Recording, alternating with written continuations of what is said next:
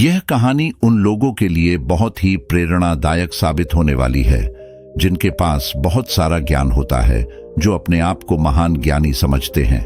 वैसे तो बहुत सारी मोटिवेशनल कहानी आपने सुनी होगी, लेकिन यह कहानी भी बहुत ही प्रेरणादायक कहानी है। इसे अंत तक जरूर सुनना चाहिए। नमस्कार दोस्तों, बोधि शिक्षा YouTube चैनल पर आपका स्वागत है। रामपुर गांव में एक विद्वान पंडित जी रहते थे और वह रोजाना भगवान की पूजा और अर्चना करते थे। पंडित जी गांव के साथ साथ आसपास डेड हाउस में भी बहुत प्रचलित थे। सभी लोग उनसे पूजा कराते थे और पूजा के बदले उन्हें दक्षिणा भी देते थे। पंडित जी को अपना सम्मान पाने में और दक्षिणा मिलने पर बहुत खुशी होती है। इसी खुशी के बीच उनके मन मस्तिष्क में अभिमान का बीज अंकुरित होने लग गया था। वे स्वयं को दुनिया का सबसे बड़ा ज्ञानी मानने लग जाते हैं और छोटे मोटे साधारण मनुष्यों को डांट फटकार भी लगाने में उनको जरा भी संकोच नहीं होता था।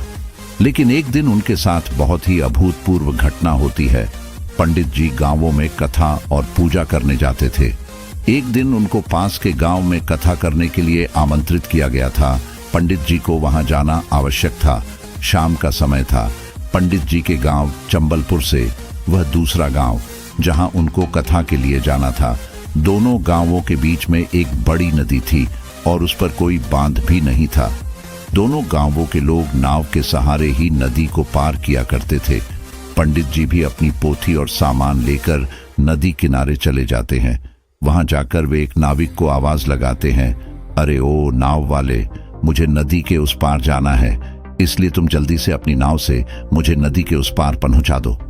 नाविक सरल बुद्धि का मनुष्य था। उसने कहा, महाराज, अगर आप कुछ समय प्रतीक्षा कर लें तो कुछ लोग और आ जाएंगे, जिससे हमारा नदी का सफर भी अच्छा रहेगा और मेरा फायदा भी बढ़ जाएगा, मुझे फायदा हो जाएगा। पंडित जी ये सुनकर तिलमिला जाते हैं और गुस्सा होकर कहते हैं, अरे मूर्ख, क्या तुझे नहीं पता कि मैं कौन हूं? मैं सभी शास्त्रों को जानने वाला बहुत बड़ा प्रकांड पंडित हूं और तू मुझे इन तुच्छ लोगों के लिए विलंब करवा रहा है। जल्दी से नाव को आगे बढ़ा और मुझे नदी के उस पार उतार दे। नाविक कहता है, महाराज, बादलों में गर्जना हो रही है और चारों ओर घनघोर घटाएं छा रही हैं। मुझे लगता है कि बहुत बड़ा तूफान आने वाला है। पंडित जी को गुस्सा आ जाता है और कहते हैं कि अब तू मुझे सिखाएगा कि क्या होने वाला है।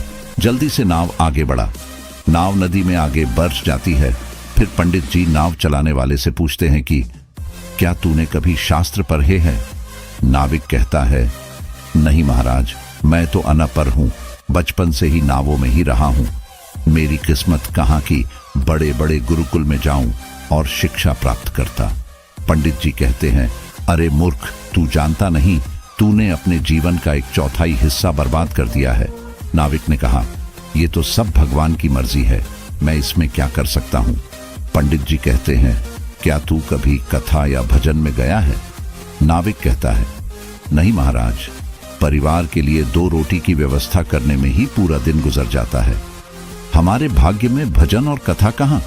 पंडित जी फिर कहते हैं कि है मूर्ख, तूने तो अपना आधा जीवन ही बर्बाद कर दिया। और फिर नाविक को अपने शब्दों से प्रताड़ित करने लग जाते हैं और उसको बहुत कुछ खरी खोटी सुना देते हैं। कहते हैं कि तूने तो अपना आधा जीवन ही बर्बाद कर दिया। नाव बीच नदी में पहुंच जाती है। जैसे ही नाव नदी के बीच में जाती है तो तेज हवा के साथ बारिश होने लगती है, जिससे नाव डगमगाने लगती है और उसमें पानी भी भरने लग जाता है। नाविक पंडित जी से कहता है कि पंडित जी, अपनी नाव पानी में डूब सकती है। तो पंडित जी घबरा जाते हैं।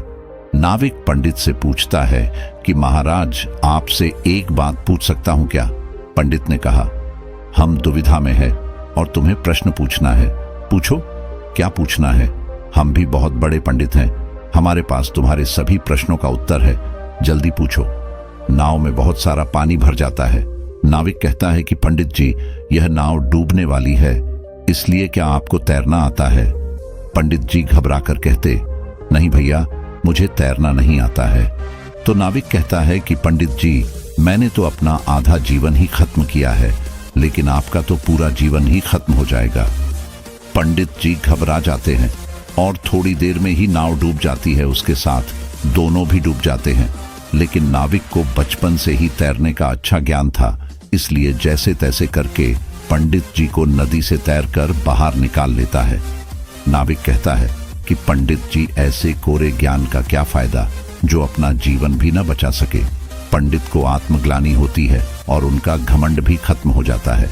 वे नाविक को धन्यवाद देते हैं और कहते हैं कि ज्ञान से बड़ा कर्म है, जो कर्म करेगा वही पाएगा। ज्ञान होने के बाद भी कर्म करना नहीं आता तो जीवन व्यर्थ है। इस कहानी का सार ये है कि हमें विनम्र, कर्मठ और ज्ञान का उपयोग अच्छे कार्यों के लिए करने वाला व्यक्ति बनना चाहिए। हमें कभी भी अपने ज्ञान पर घमंड नहीं करना चाहिए और हर व्यक्ति से सीखने के लिए तैयार रहना चाहिए। यह कहानी हमें यह भी सिखाती है कि अनुभव का ज्ञान से भी अधिक महत्व होता है। नाविक, जो अनपढ़ था लेकिन जीवन भर नदियों में काम करता रहा था, वह पंडित जी से कहीं अधिक बुद्धिमान था जब नाव चलाने और तूफान का अनुमान लगाने की बात आई। ये कहानी आपको कैसी लगी कमेंट में जरूर बताइए, और ऐसी ही और कहानी सुनने के लिए हमारे चैनल को लाइक और सब्सक्राइब जरूर कर लें।